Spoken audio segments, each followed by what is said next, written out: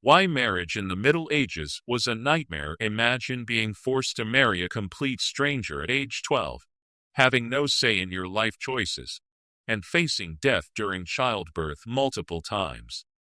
Welcome to Marriage in the Middle Ages, where romance was dead before it even began.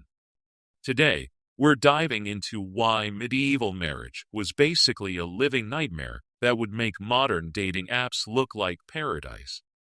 Trust me, after hearing these stories, you'll never complain about awkward first dates again. First things first, forget everything you know about marriage being about love. In medieval times, marriage was purely a business deal.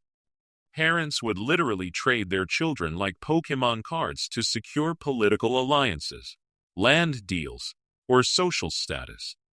Young girls, often as young as 7 years old, would be betrothed to men they had never met.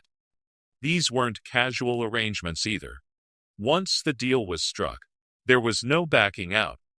Imagine your parents selling you to your neighbor for a few acres of farmland and some sheep.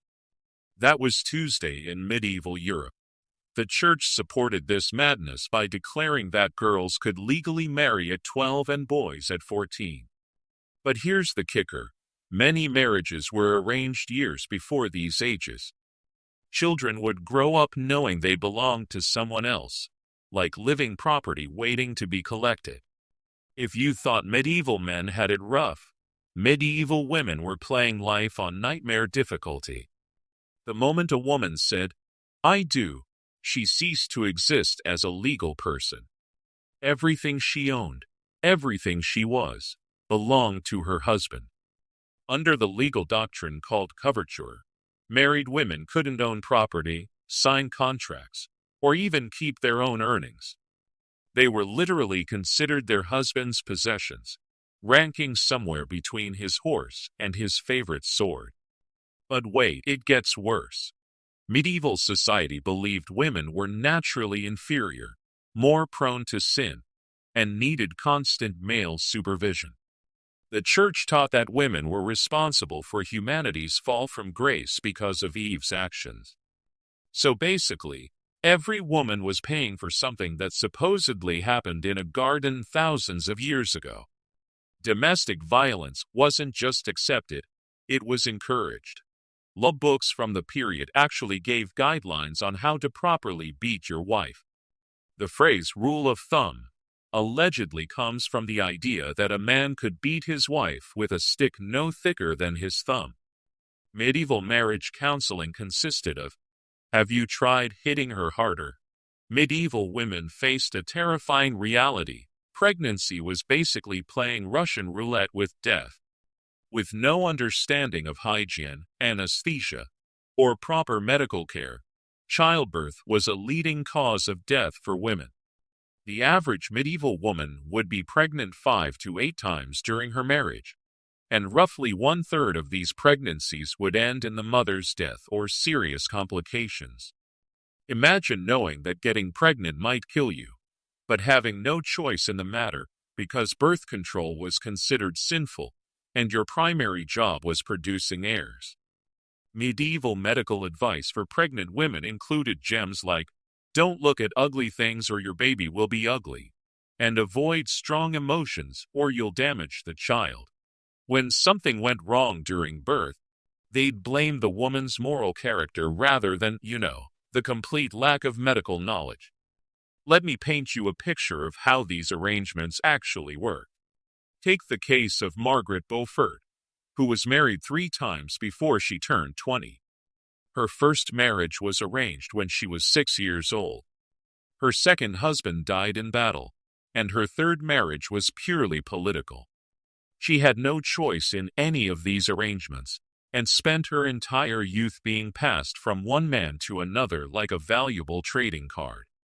Or consider the common practice of proxy marriages, where brides would marry representatives of their future husbands who lived in different countries. Imagine saying, "I do" to a random guy in armor who's standing in for a man you've never seen, who lives 500 miles away. That was romance in the 14th century. Some women never even met their husbands until their wedding day. They'd spend months traveling to foreign lands, not knowing if their future spouse was kind, cruel, old, young, or even still alive. It was like the world's worst blind date, with no escape route. Medieval marriage was essentially legalized human trafficking wrapped in religious ceremony.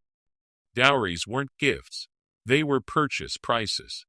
The bride's family had to pay the groom's family for the privilege of getting rid of their daughter. If a woman's family couldn't afford a proper dowry, she might end up in a convent, not out of religious calling, but because they literally couldn't afford to marry her off. Convents became medieval storage facilities for unwanted daughters. The pressure to marry well was enormous, because unmarried women had almost no options for survival. They couldn't inherit land, run businesses, or support themselves independently. Marriage wasn't a choice. It was an economic necessity wrapped in a legal trap. Now, were there any ways out of these nightmare marriages? Technically, yes, but practically, almost impossible. Annulment was theoretically available, but required proving the marriage was invalid from the start. This meant having enough money and political influence to challenge the church's decision, something most people couldn't afford. Divorce, as we know it today, didn't exist. Once married, you were stuck for life.